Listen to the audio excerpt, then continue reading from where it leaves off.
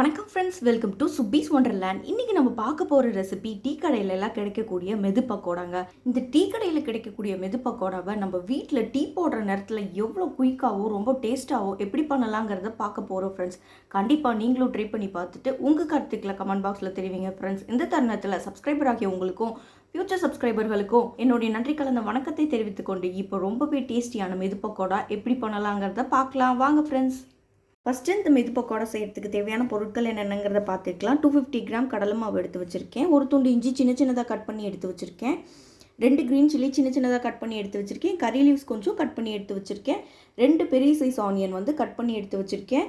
சோம்பு 1 டீஸ்பூன் அளவு, baking soda 1/2 teaspoon, 1 teaspoon மிளகாய்த்தூள், தேவையான அளவு உப்பு, 2 டேபிள் ஸ்பூன் அரிசி மாவு. ஃபஸ்ட்டு ஒரு மிக்சிங் பவுலில் 2 பெரிய வெங்காயம் சின்ன சின்னதாக கட் பண்ணி சேர்த்துக்கிறேன்.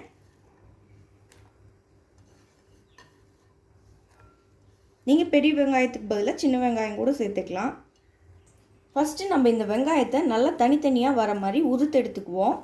வெங்காயம் கொஞ்சம் அதிகமாக இருந்தால் தான் இந்த மெது பக்கோடாவுக்கு நல்லாயிருக்கும். ரொம்ப குயிக்காக பண்ணிடலாம். இப்போ நல்லா உதுத்து எடுத்தாச்சு. இப்போ இது கூட 2 பச்சை மிளகாய் சின்ன சின்னதாக கட் பண்ணது, அதே போல் சின்ன சின்னதாக கட் பண்ண இஞ்சி துண்டுகள் கொஞ்சம், இப்போ கருவேப்பிலை சின்ன சின்னதாக கட் பண்ணி சேர்த்துருக்கேன். இது கூட நம்ம சோம்பு சேர்த்துக்கலாம். இப்போ பேக்கிங் சோடா 1/2 டீஸ்பூன் அளவுக்கு சேர்த்துக்கிறேன். மிளகாய் தூள் 1 டீஸ்பூன் அளவுக்கு சேர்த்துக்கிறேன். நீங்கள் உங்கள் காரத்துக்கு தகுந்த மாதிரி பார்த்து சேர்த்துக்கோங்க. இது கூட தேவையான அளவு உப்பு சேர்த்துக்கிறேன். இப்போ ஃபஸ்ட்டு இது எல்லாத்தையும் நல்லா மிக்ஸ் பண்ணி விட்டுக்கலாம் கையில்.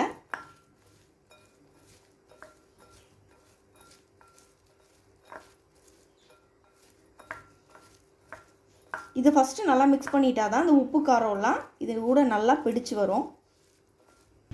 இப்போ இது கூட 2 டேபிள் ஸ்பூன் அளவுக்கு அரிசி மாவு சேர்த்துக்கிறேன். இப்போ நம்ம கடலை மாவை இது கூட சேர்த்துக்கலாம். இப்போ இது எல்லாத்தையும் நல்லா மிக்ஸ் பண்ணிக்குவோம். டைரெக்டாக தண்ணி ஊற்றிட வேண்டாம். ஃபஸ்ட்டு கடலை மாவை சேர்த்திட்டு இது எல்லாத்தையும் நல்லா ஒரு மிக்ஸ் கொடுத்துக்கிட்டிங்கன்னா உப்பு காரம் எல்லாம் இது கூட நல்லா மிக்ஸ் ஆகி வந்துடும். இப்போ இது எல்லாத்தையும் நல்லா மிக்ஸ் பண்ணி எடுத்தாச்சு. இப்போ இது கூட கொஞ்சம் கொஞ்சமாக தண்ணி சேர்த்து நல்லா மிக்ஸ் பண்ணிக்கலாம்.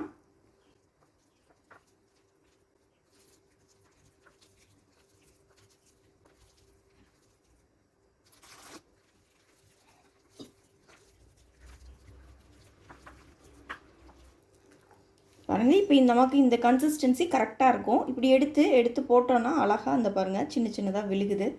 இந்த கன்சிஸ்டன்சிக்கு மாவை பசைஞ்சு எடுத்துக்கணும். இப்போ இதை தனியாக எடுத்து வச்சுக்கலாம். இப்போ ஃப்ரை பண்ண தேவையான அளவு ஆயில் ஒரு பேனில் ஊற்றி ஹீட் பண்ணிகிட்ருக்கேன். இப்போ எண்ணெய் நல்லா சூடாயிடுச்சு. இப்போ நம்ம குட்டி குட்டி உருண்டைகளாக போட்டுக்கணும். பாருங்கள்,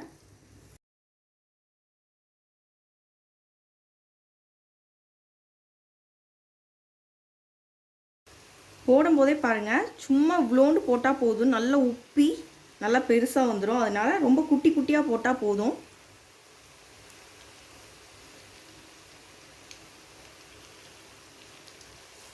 பாருங்கள், மாவு தானாகவே உப்பி அழகாக மேலே வந்துடுச்சு.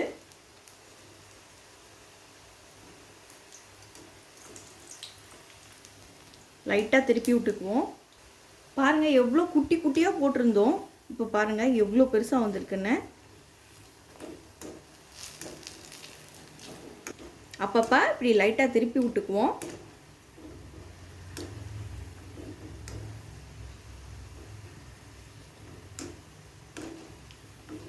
பாருங்கள் அவ்வளோதான், நமக்கு சூப்பராக ஃப்ரை ஆயிடுச்சு. இப்போ நம்ம டீ போடுற நேரத்தில் ரொம்பவே சுவையான மெது பக்கோடா ரெடி பண்ணி எடுத்தாச்சுங்க. இதே மாதிரி மீதி உள்ள மாவெல்லாம் ஃப்ரை பண்ணி எடுத்துகிட்டு வந்துக்கிறேன். இப்போ நமக்கு ரொம்பவே டேஸ்டியான மெது பக்கோடா ரொம்பவே சூப்பராக ரெடி ஆயிடுச்சு ஃப்ரெண்ட்ஸ். கண்டிப்பாக நீங்களும் ட்ரை பண்ணி பாருங்கள். இந்த ரெசிபி உங்களுக்கு பிடிச்சிச்சுன்னா எங்கள் சேனலை மறக்காமல் லைக் பண்ணுங்கள், ஷேர் பண்ணுங்கள், சப்ஸ்கிரைப் பண்ணுங்கள். உங்கள் கருத்துக்களை கமெண்ட் பண்ணுங்கள். மீண்டும் இன்னொரு நல்ல ரெசிபியோட உங்களை மீட் பண்ணுறேன். அதுவரை உங்களிடமிருந்து விடைபெறுவது சுப்பீஸ் ஒண்டர்லேண்ட். தேங்க்யூ.